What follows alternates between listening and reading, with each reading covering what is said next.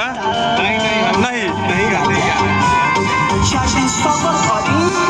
पहले जैसे अब ना भलाई चलता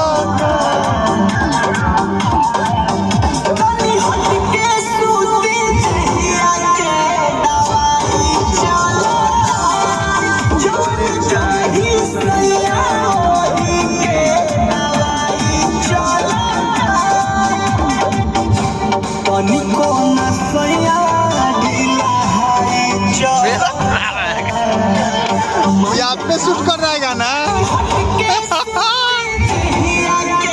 दवाई चलो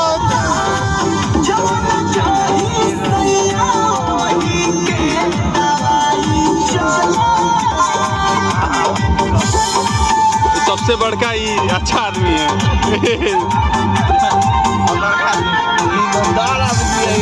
ईमानदार आदमी ईमानदार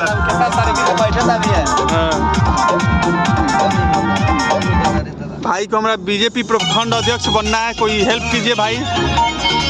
बनेंगे युवा वाला बनना है। बनेंगे बनना है ना? बनना है, बिल्कुल बनना है। मुझ पे ताव दीजिए, बोलिए जय श्री राम।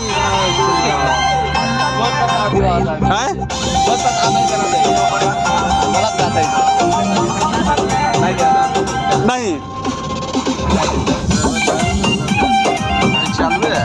हाँ बिल्कुल चालू है। चंदनो बाबू की रिकॉर्डिंग हो रहा है, अभिषेको बाबू है। हम लेला जिया वैसा पाएगी ना, हमरा नहीं बनना है वैसा बात नहीं करना।